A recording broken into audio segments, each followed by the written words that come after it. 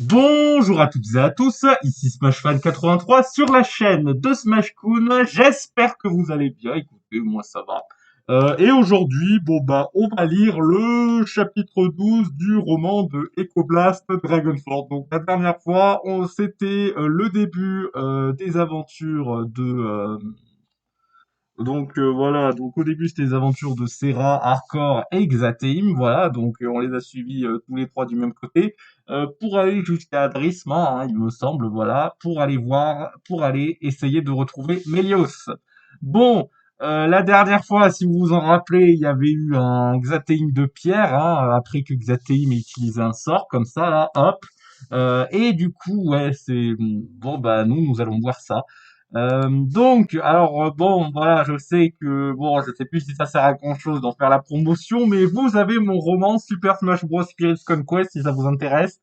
Euh, il n'y a pas encore le deuxième chapitre ou le chapitre 27. Il va arriver. Là, le script est en cours. J'ai pas encore tout écrit, mais je vous promets que ça arrivera d'ici ce mois-ci. J'essaierai à ce que ça arrive d'ici la moitié du mois. Sinon, je pense que ce sera fin octobre. Mais en tout cas, ce qui est sûr, c'est que ce sera prévu pour octobre. Allez, sur ce, nous, c'est pas le sujet. Nous allons continuer Dragon Force. Voilà. De ce que m'a dit Ecoblast, le chapitre est un peu plus court, voilà. Et il est sorti une semaine directement après le chapitre 11. Voilà, donc le chapitre 11, il est sorti le 21 et le chapitre 12, il est sorti le 30. Donc effectivement, si on regarde la date, ouais. Ouais, si on regarde la date, ouais, 30, 21. C'est-à-dire que le 11, il a été publié jeudi, et là, juste le samedi d'après, là, ouais, ça fait une semaine et 2 jours en plus, ouais, alors, allez. Première hallucination, voilà. Ouais, nous avons un putain de serpent là. On dirait un truc que tu trouves dans Ninjago. Je sais plus comment ça s'appelle cette espèce, mais ouais, c'est un peu moche. Et il y a 18 minutes, donc ça va être assez court à lire. C'est cool, ouais, 18 minutes. C'était aussi court que la durée de mes chapitres dans le premier arc de Spirit Conquest, chapitre 12, première hallucination. Notre partie du donjon des guerriers déchus se prolongeait beaucoup plus qu'à mon habitude. Mais c'est surtout à cause du fait que Xateim, qui n'avait jamais joué à ce jeu avant, hésitait énormément à chaque tour. Il prenait à chaque fois une vingtaine de secondes pour mettre en jeu une carte. Malgré cette difficulté, c'était lui qui n'était pas loin de la victoire. Je pense que je vais jouer cette carte, dit ce dernier après avoir lancé ce dé. Une dizaine de minutes plus tard, c'était sous les coups de chance ou des coups de génie que Xateim finit par remporter la victoire. Je le féliciter, puis Hardcore rétorqua. Ce n'est que la chance du débutant, c'est tout. Xateim ignora Hardcore et ajouta, ce genre de moment que je rêvais de passer avec mon père plus jeune. Mais il est resté à la colonie refoulée. Qu'est-ce qui se passe avec ton père, Xateim? Eh bien, disons qu'il était loin d'être un père responsable comme Sa Majesté. Quand ma mère a perdu la vie à cause des très mauvaises conditions de vie de la colonie refoulée, mon paternel a fini par ne plus s'occuper de moi correctement et me laisser souvent tout seul. Les uniques moments que je partageais avec lui étaient quand il m'apprenait des sorts les plus basiques. Au final, il n'a rien tenté quand j'ai été manipulé pour être le complice de l'affreux Théodore. Par cette bien triste nouvelle, Hardcore et moi parûmes mélancoliques. Oh, nous sommes désolés pour toi. Les amis, ne vous en faites pas. Je m'en suis remis avec le temps. Platéim finit par nous sourire, comme quoi nous n'avions pas à nous inquiéter. On ferait mieux d'aller se coucher. Il fait nuit noire, annonçai-je.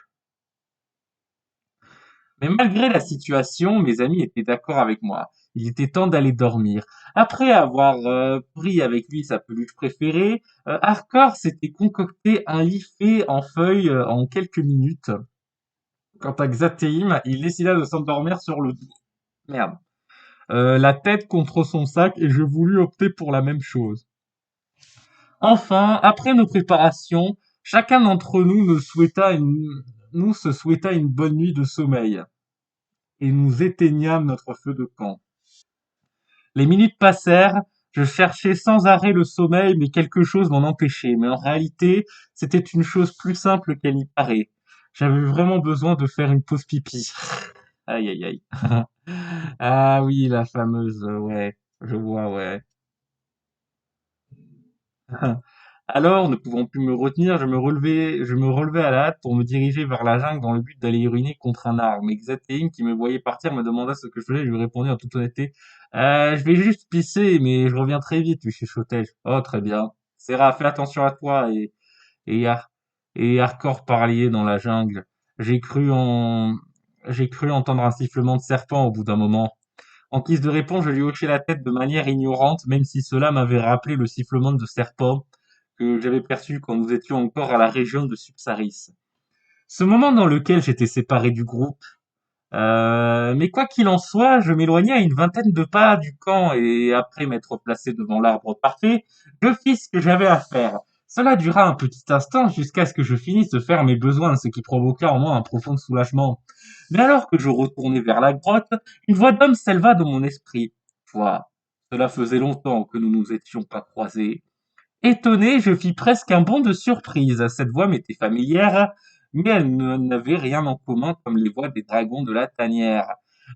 Si illuminée avec une voix grave et menaçante, celle-ci paraissait dérangée et elle tremblait. Curieux, je regardais autour... Alors non, curieux, je regardais autour de moi, attendant quelque chose de cette voix. Oui, approche, par là, prononça l'inconnu au moment où je tournais la tête vers la direction opposée de l'abri. Je croyais t'avoir perdu, mon cher. J'avais le sentiment d'être le seul à pouvoir l'entendre, mais bien que méfiant, je me laissais guider. La route que je suivais au début de la nuit avait d'abord l'air de ne mener à rien. Je crus en premier temps qu'un fantôme me hantait, chose qui était loin d'être probable. J'ai quelque chose à t'offrir. Voilà. Après ce que cette entité ait prononcé cette parole, un serpent commença à apparaître devant mes yeux, mais à force de découvrir autant de curiosité depuis hier, cela ne me surprenait même plus. Ce serpent se révélait être un cobra, et il sifflait continuellement. Également, c'était celui que je supposais être l'animal que j'avais entendu depuis tout ce temps. Tu y es presque, mon grand. Accroche-toi de l'étang. Effectivement, mon chemin menait à un point d'eau, mais je ne trouvais rien de bien pertinent pour l'instant et le cobra avait soudainement disparu. J'avais beau le chercher tout autour de l'étang, il me présentait plus aucune nouvelle. Quand tout à coup, en jetant un œil en direction des immenses rochers qui ressortaient de l'étang, je fis face au terrible serviteur des âmes assis sur une de ces pierres. Il s'agissait du surnom de l'homme ayant assassiné mon paternel. Je l'avais nommé ainsi pour son supposé lien avec Andonarki, lui-même appelé le Seigneur des âmes. Terrifié, mes jambes se mirent à trembler et je ne tenais plus mon équilibre, mais l'aspect de mon pire ennemi, ou plutôt de mon pire cauchemar, avait beaucoup changé. Sa peau avait continué de pourrir jusqu'à l'os, et il était encore plus maigre qu'auparavant, et semblait ne plus posséder la force nécessaire pour se battre, du moins à l'apparence. Mais le plus effrayant dans tout ça, sa mâchoire inférieure s'était radicalement développée. Ah oui, et elle faisait davantage penser à un démon. À ce moment-là, mon épée n'était pas avec moi. Je criais pour tenter de me défendre. Je vous en prie, ne me tuez pas! Cela fait 2 mois que nous nous sommes pas vus. Pour être honnête, tu m'as énormément manqué. Mais j'espère que je t'ai manqué pareillement. Ah ouais, le fameux serviteur des âmes avec son masque de démon. Enfin, je sais pas si c'est un masque ou si c'est vraiment son squelette, mais ouais, je pense que ouais, putain, il est encore là. Putain, ce Santique de merde là. Ouais, parce que c'est un Santique, il a des ailes de dragon. J'ignorais qu'il allait me faire subir et la peur me poussa à m'enfuir pieds nus, mais l'homme démoniaque ne bougea pas d'un pouce et à la place continua de garder son sourire horrible. Il était vrai que je n'avais jamais vu une telle monstruosité. Où vas-tu? Je veux seulement discuter. Je courais aussi vite que possible, mais au milieu de ma peur, j'étais rassuré de savoir que mes coéquipiers n'étaient pas loin. Quand malheureusement j'étais sur le point de rejoindre la grotte, mais un phénomène effroyable se produisit. L'environnement se métamorphosa devant mes yeux comme si j'allais d'une dimension à une autre. Euh, est-ce est-ce que cette illusion avait été provoquée par le serviteur des âmes? La réponse à cette question, je la découvrirai que très vite. En premier temps, le lieu qui se mettait en scène était ténébreux de partout et pas une once de lumière ne pouvait m'atteindre. Cependant, je ne stoppais pas pour autant ma course. Puis, dans un deuxième temps, des étincelles manifestèrent leur présence autour de moi et elles se transformèrent en flammes bleues. Cet endroit ressemblait peu à peu à un enfer triste qui était peut-être un aperçu de ce qu'il y a après la mort. Que penses-tu de ce nouveau pouvoir? Mon maître me l'a confié pour que je puisse mettre fin à mes ambitions. Hélas, ma route s'arrêta quand je croisai un cul-de-sac. Un mur de pierre sombre s'était levé devant mes yeux et il se refermait à ma gauche et à ma droite. Je suis désolé, le Santique, je suis obligé de t'imposer une telle mesure. Après avoir dit ces mots, le serviteur des âmes apparut derrière moi. Pétrifié par la peur, je me laissai tomber en arrière sur le regard possessif du tueur. Qu'est-ce que vous voulez de moi? Tu es un sujet très intéressant pour moi. Je dois avouer que je n'ai pas donné à tout le monde de trouver un Ménicruos en chair et en os comme toi. Il eut ensuite un ricanement léger et reprit. C'est peut-être difficile à croire, mais nous avons beaucoup plus de choses en commun que tu ne le crois. Quoi? Je ne suis pas un tueur. Pour l'instant, au passage, tu devrais te méfier de la Torian et de l'humain qui t'accompagne. Hardcore et Xatéim, mais ils ne feront jamais de mal. L'homme ténébreux restait muet pendant un instant, il ricana de nouveau de manière dérangée, puis il me dévoila. Avant d'avoir cette apparence hideusement maléfique, j'étais un Santique comme toi, naïf et innocent. Je pensais que je pouvais toujours compter sur quelqu'un, mais cela ne dure jamais et j'ai été trahi et tué par un être cher que je croyais être mon protecteur. Sa voix devenait grave au fur et à mesure que sa phrase se prolongeait, quand enfin, l'homme décida d'aller droit au but, mais je le coupai par Tu, tu es revenu à la vie. Comment c'est possible? Oh, à mon avis, je pense en avoir trop raconté à mon sujet, mais quoi qu'il en soit, j'ai un contact à te proposer. Une flamme bleue apparut dans sa main et sous sa lueur qu'elle projetait apparut un bout de parchemin et une plume à encre. Les lettres de ce contrat étaient si petites qu'elles étaient presque illisibles, et mon ennemi me résuma le contenu. Si tu signes ce contrat, le Seigneur des âmes ramènera tes parents défunts à la vie et tu devras intégrer notre armée, mais tu n'auras plus de soucis à te faire. Évidemment, je compris que cela ne pouvait qu'être un piège. Je n'arrivais jamais à lui faire confiance. Non, je ne te crois pas. C'est toi-même qui as tué mon père, sale enfoiré! L'homme écarquilla les yeux et baissa la tête. S'ensuit d'un étrange rire de sa part, un rire presque incontrôlable. Tu refuses? Si tu refuses, je vais devoir t'amener dans notre antre par la force, hurla mon ennemi. Par la suite, sa bouche se mit à s'ouvrir de façon inhumaine. Je ne pouvais plus voir ses yeux qui étaient vers direction du ciel sombre. Enfin, une langue noire et luisante en sortit pour se précipiter vers moi. À la pointe de cette chose filiforme était présent une sorte de dard, et en un rien de temps, il s'était planté dans mon torse, précisément entre mes deux poumons. Ma réaction fut instantanée et je me mis à hurler de douleur pour ensuite commencer à suffoquer. De même, j'avais du mal à respirer. Qu'est-ce qu'il m'arrive?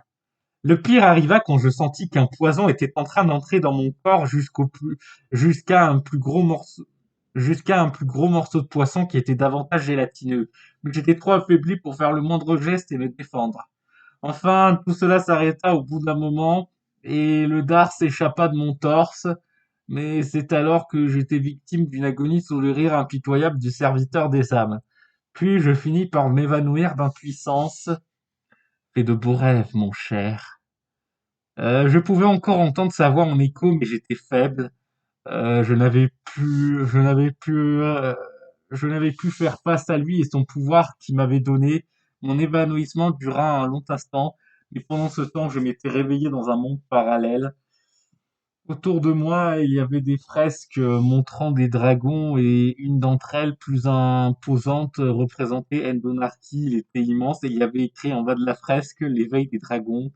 Je pouvais découvrir que son corps était comme celui d'un centaure, mais avec des traits de dragon. Sur la fresque, il était de face et avait un regard hautain et menaçant, comme s'il me prenait de haut et jugeait quiconque regardait la fresque. J'avais l'impression d'être dans un temple ancien. Je regardais autre part pour découvrir davantage cet espace, et par une grande surprise, j'aperçus un œuf gigantesque. Il était presque aussi immense qu'une maison et un détail qui ne m'échappait guère. Il était similaire à l'œuf que moi, Arcor et Mélios avions trouvé à la grotte d'Attica. Cela était mauvais signe. Dans les premiers regards, l'objet était resté immobile, puis il commença à brinque-baller. J'avais donc l'intuition que quelque chose voulait sortir et mes hypothèses étaient exactes. Quand une lame tranchante d'une épée venant de l'intérieur de l'œuf empala la coquille, enfin, deux énormes pattes de dragon émergèrent d'entre la fente qu'il avait créée. C'est à ce moment-là de ce rêve que je commençais à fuir dans cette dimension cauchemardesque. Je continuais de courir sans savoir où je me dirigeais jusqu'à m'échapper de ce temple maudit. Mais malheureusement, l'extérieur n'était pas plus gai. Le ciel était d'un rouge champ et une forêt calcinée se présentait devant moi et je ne discernais aucun endroit pour me cacher. Alors je courais, encore nerveusement, et au bout d'une minute, je tenais un coup d'œil à ce qui m'y attendait. Le monstre sorti de l'œuf détruisait tout sur son passage et avait comme seule volonté de me réduire à néant. J'avais auparavant pensé qu'il s'agirait d'Endonarty, mais à la place c'était un dragon bipède aux écailles blanches, de la même couleur que mes ailes. Plus frappant était qu'il était habillé d'une armure de guerrier ancienne. Et là, j'avais beau me précipiter, la créature a su me rattraper comme s'il participait à une chasse à l'homme ou plutôt une chasse aux Antiques. Au dernier moment, je compris que c'en était fini pour moi, que ma seule échappatoire serait la mort. Je prierai en mon fort intérieur pour que ce ne soit qu'un rêve. Voilà. Il était absolument terrifiant d'entendre les pas de ce dragon se rapprocher de moi en même pas une minute. Euh, voilà, ouais, d'accord, ça je l'ai lu. Voilà. Pas une minute. Mais soudain, il était trop tard pour fuir davantage quand je sentis l'épée du dragon m'empaler. Cette souffrance que j'avais ressentie d'une façon si soudaine était aussi pire que celle qui m'avait provoqué le serviteur des âmes. Mon visage se déforma par la douleur et après avoir crié, mon corps affaibli resta accroché à la lame de son épée pendant un instant qui durait pour moi une éternité. Mon cœur était coupé en deux, mais ma conscience persistait. Du sang coulait, une rivière de sang, un fleuve de sang inarrêtable. Wow. Ah putain, merde. Aïe aïe aïe. Putain de Serra, merde. Ah. Ah, par contre, l'image, alors je sais pas, alors je sais que c'est une marée de sang, mais ça me fait tellement penser au boss final de Mother 2 ou de Earthbound aux États-Unis. Voilà, le jeu avec Ness, là. Voilà, c'est Gigia, je crois, il s'appelle, ouais, c'est, ça me fait tellement penser à ça. Waouh. Ah, la scène, ouais. Ouais, pas mal, ouais. Pas mal, ouais. Peut-être la proportion des bras mais sinon, globalement, c'est un beau dessin, ouais. Les dessins des Coblas sont pas mal. Je pense que peut-être il va me dépasser à force. Peut-être il va me dépasser, je pense. Euh, Quand enfin le dragon extripa mon cadavre de larmes, puis il me tenait par ma cheville et j'avais la tête à l'envers. Et c'est à ce moment qu'il ne me restait que quelque chose à vivre, que quelques secondes à vivre. Cela se déroula très vite et aussitôt le guerrier draconique ouvrait grand la mâchoire et commença à me déchiqueter en me dévorant. Oh putain, merde. Enfin, plus rien. Puis une lueur de lumière m'aveugla, s'ensuivit de deux voix criant Serra, Serra, réveille-toi! Juste après, deux figures floues se montrèrent. Au fur et à mesure que ma vision devenait nette, je découvris que ces voix étaient celles d'Arcor et Xateim. Tu es vivante, se réjouissait Xateim. Ah, que Dieu soit loué, ajouta Arcor. J'étais allongé sur le sol humide de la jungle, toutefois je réalisais une chose plus qu'étrange, je n'étais plus dans la capacité de bouger, alors je conclus que ce traumatisme m'avait marqué au point de me paralyser de la tête aux pieds. Je suis un fantôme. On va te ramener à bon port. Mais qu'est-ce qui t'est arrivé, c'est... En voyant que je ne pouvais... Mais qu'est-ce qui t'est arrivé, c'est... En voyant que je ne pouvais pas répondre à la question d'Arkor, mes chers équipiers prirent la décision de me porter vers le champ. Mais plus étonnant que cela puisse paraître, mon corps se mit à battre des ailes au moment où mes amis m'avaient récupéré. Mais ce n'était pas moi qui les contrôlais. Surpris que cet hardcore me lâchèrent à cause de mes coups d'aile. Qu'est-ce qui m'arrive? Les amis, ce n'est pas moi! J'étais incapable de leur faire comprendre mes mots et la seule chose qui m'était admise était d'observer la continuité de la situation. Enfin, une chose imprévisible arriva. Ma carcasse continuait de battre des ailes jusqu'au moment où je commençais à prendre mon envol vol près des feuillages des arbres, j'étais esclave d'un esprit. En y réfléchissant, je supposais que cette âme qui me contrôlait était le dragon qui m'avait massacré. En toute évidence, mes amis furent très vite confus face à ce qu'ils viennent d'assister, en particulier Hardcore troublé. Je n'arrive pas à le croire. Je vole. Je découvris enfin cette sensation d'être transporté dans les airs. Auparavant, je ne l'avais éprouvé que quelques fois dans ma vie. Pour être précis, 2 fois pendant ma petite enfance et 2 fois à l'adolescence, quand premièrement, Hardcore avait tenté de m'apprendre à voler, puis dernièrement, quand Illuminé nous avait amenés dans son chez lui, accompagné de Xateim et les frères Wirven, euh, avant leur fuite. Tout d'un coup, mon ventre se mit à gargouiller. Ah, j'ai tellement faim. Le dragon qui était en moi dominait de plus en plus. Je voulais manger à tout prix. Mais si cela vaudrait la vie d'un animal, je pouvais encore entendre mes amis crier mon nom, mais j'étais condamné à ne... Je pouvais entendre mes amis crier mon nom, mais j'étais condamné à ne faire qu'un avec ce mystérieux dragon. Aussitôt, quand j'étais assez éloigné de mes proches, je me mis à renifler dans le vide. Une proie n'était pas loin. En avançant encore un peu, je pouvais apercevoir un lièvre par ma vue aiguisée. Miam, viens par là, petit lapinou. Et à la vitesse de la lumière, je fis un grand bond en largeur pour planer en flèche en direction de ma proie. Cette dernière n'avait à peine le temps de se rendre compte que je l'avais déjà attrapé à 2 mains. Pour éviter qu'il ne se remue afin de s'échapper, je décidai de lui cogner la tête contre un arbre plusieurs fois et je l'entendis échapper des pauvres couinements avant de s'éteindre définitivement. Résultat, sa tête devint totalement déformée par ses coups et on apprend que Serra n'est pas végane. Bon, en même temps, je connais pas beaucoup de monde qui est végane. Voilà. Moi non plus, je ne suis pas végane, même si je mange pas souvent de la viande, mais j'en mange quand même un peu. De temps en temps, la viande, c'est pas mal. Ouais, allez, bref. Euh, j'avais fait preuve d'une cruauté que je n'aurais jamais cru infliger à un être vivant et cela m'attristait profondément. Haine qui ne pouvait pas se voir sur mon visage pétrifié par cette possession. Et c'était alors que je commençais à dévorer ce pauvre lièvre à pleines dents et de façon bruyante comme un affamé, et je semblais apprécier chaque bouchée en commençant par lui arracher la peau à l'aide de mes dents pour ensuite le grignoter de l'intérieur, ses boyaux, ses muscles. J'étais peu à peu recouvert de sang et le col de ma chemise blanche devint rouge. Au moins, je paraissais rassasié. Soudainement, les voix de mes amis avaient fait leur retour. Quand ils étaient venus vers moi, ils étaient sous le choc. Hardcore se couvra la bouche et Xateim parut aussi bouleversé que lui. Mais c'était à ce même moment que le dragon qui me contrôlait commença à se reposer après ce repas. En résumé, j'étais revenu à moi. À l'instinct, je hurlai de terreur en me débarrassant du cadavre du lièvre. Puis je me mis à observer mes mains tachées de sang. Je pensais que mes amis allaient me rejeter face à cet acte que j'ai commis et j'avais peur qu'ils me jugeraient. Mercor fut le premier à avancer vers moi, il posa sa main sur mon épaule. C'est, réponds-moi, qu'est-ce qu'il t'arrive? J'ai pris quelques instants à prendre la parole, mais je n'arrivais même pas à expliquer ce malheur dont j'étais victime. Hardcore, j'ai un problème. Je suis malade. C'est pas moi qui ai fait ça. Xatem s'approcha de lui après cette explication brève. Nous savons que tu ne ferais jamais ça, mais pourquoi pourrais-tu être plus clair? Me demanda ce dernier.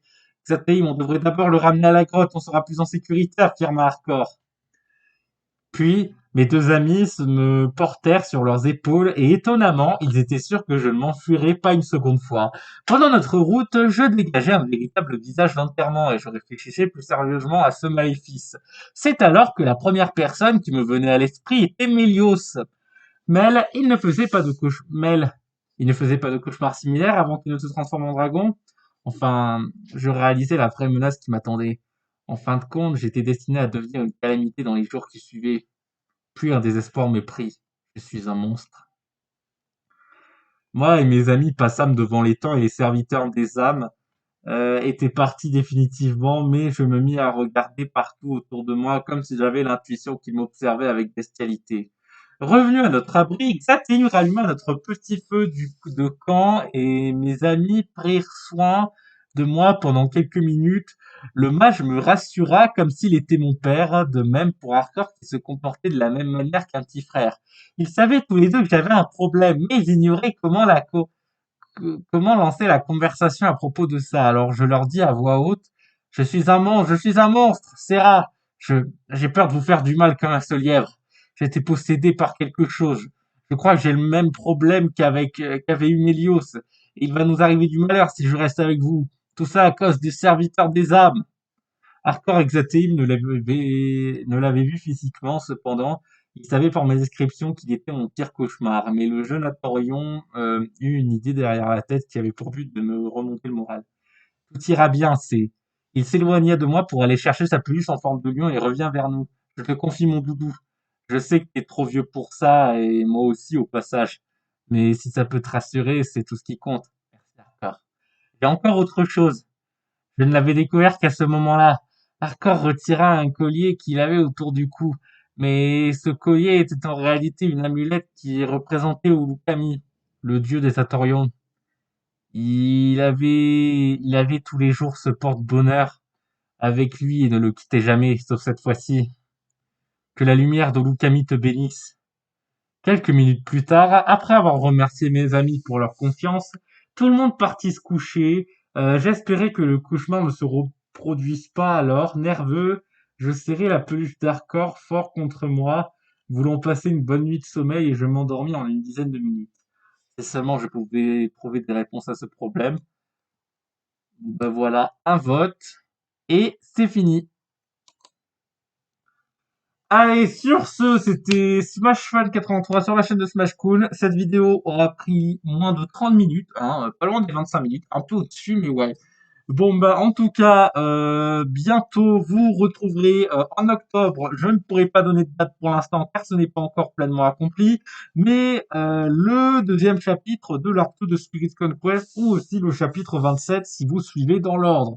Parce que techniquement, je pense que les histoires de Spirit Conquest peuvent se lire, enfin les arcs du moins, peuvent se lire de la manière que vous voulez. Mais de préférence, pour vraiment approfondir l'histoire, je vous recommande de commencer par l'arc 1 et ensuite par l'arc 2, que si vous commencez juste par l'arc 2, même si les dessins sont beaucoup plus jolis que dans l'arc 1, voilà quoi. Bon, allez, sur ce, c'était SmashFan83 sur la chaîne de Smashcoon, et à la prochaine pour une nouvelle vidéo, à plus!